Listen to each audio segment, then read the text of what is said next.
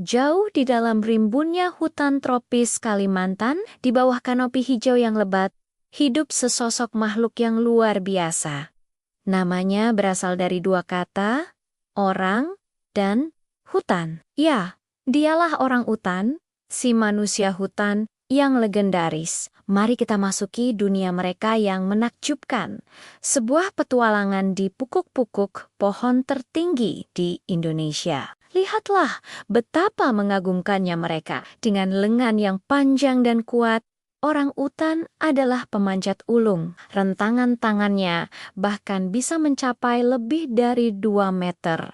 Jauh lebih panjang dari tinggi badan manusia dewasa. Bulu mereka yang berwarna merah kecoklatan berkilauan di bawah sinar matahari, seolah menyatu dengan warna dedaunan hutan. Dan perhatikan sang jantan dewasa. Pipi besarnya yang disebut flange bukan sekadar hiasan, melainkan tanda kekuatan dan kedewasaan. Mereka bisa tumbuh jauh lebih besar dari betinanya, menjadi raja sejati di wilayahnya. Bagaimana ya keseharian seekor orang utan? Sebagian besar hidup mereka dihabiskan di atas pohon. Mereka bergerak dengan anggun dari satu dahan ke dahan lain, sebuah tarian akrobatik di ketinggian. Saat lelah, mereka tidak mencari gua, tapi membangun sarang yang nyaman dari ranting dan daun. Setiap malam, mereka membuat sarang baru untuk tidur nyenyak. Uniknya, keterampilan ini mereka pelajari dari sang ibu.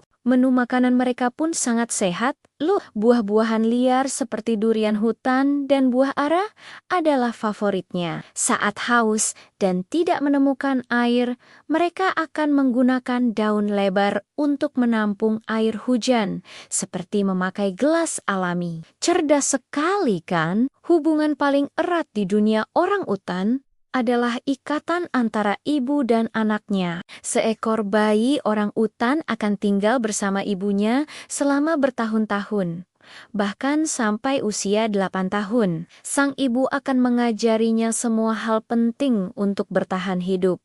Cara mencari makan, pohon mana yang buahnya enak, cara membangun sarang, dan bagaimana menghindari bahaya. Kasih sayang mereka terlihat jelas. Sang ibu akan menggendong, memeluk, dan selalu menjaga bayinya. Mereka juga berkomunikasi melalui berbagai suara, dari decakan lembut hingga geraman, serta ekspresi wajah yang penuh makna. Di dalam hutan, ada suara yang sangat khas dan bisa terdengar hingga berkilo-kilometer jauhnya. Itu adalah long call atau panggilan panjang dari sang jantan alfa. Dengan kantung tenggorokan yang bisa mengembang besar, ia mengumumkan kehadirannya, menandai wilayah kekuasaannya, dan menarik perhatian para betina. Suara gemuruh ini adalah pengingat bahwa di puncak tertinggi hutan ada seorang pemimpin yang berkuasa. Ia adalah penjaga wilayahnya,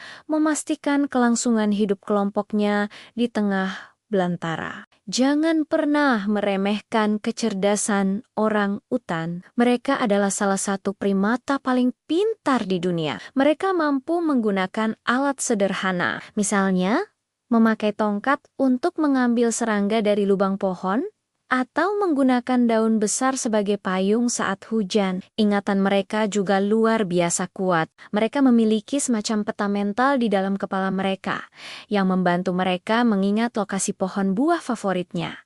Bahkan, jika pohon itu baru berbuah beberapa tahun sekali, mereka bisa memecahkan masalah dan menunjukkan emosi yang mirip dengan kita. Namun, di balik keindahan dan kecerdasan mereka, ada sebuah kisah sedih. Hutan yang menjadi rumah mereka kini terancam. Pohon-pohon ditebang, hutan dibakar untuk membuka lahan baru. Rumah mereka semakin sempit, dan sumber makanan semakin sulit ditemukan. Akibatnya, banyak orang utan kehilangan tempat tinggal. Yang lebih menyedihkan, banyak bayi orang utan menjadi yatim piatu karena induknya menjadi korban.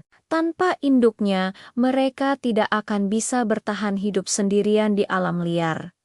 Tapi, harapan itu masih ada. Di seluruh Indonesia, banyak orang baik yang bekerja keras untuk menyelamatkan mereka. Ada pusat rehabilitasi khusus, tempat para bayi orang utan yatim piatu dirawat dan diajari kembali cara menjadi orang utan liar. Mereka diajari memanjat, mencari makan, dan semua keterampilan yang seharusnya diajarkan oleh induk mereka. Setelah mereka cukup dewasa dan mandiri, mereka akan dilepaskan kembali ke hutan yang aman.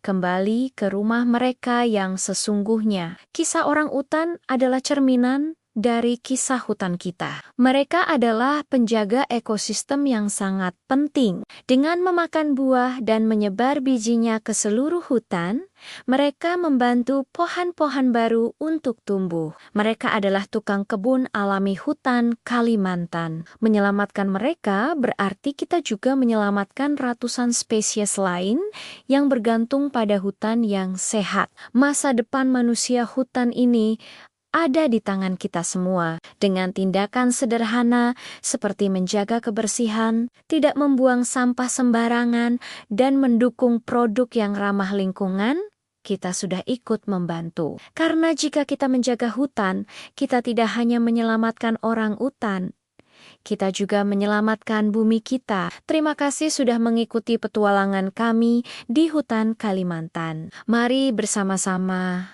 kita menjadi pahlawan bagi mereka. Lindungi hutan, selamatkan orang utan, selamatkan bumi.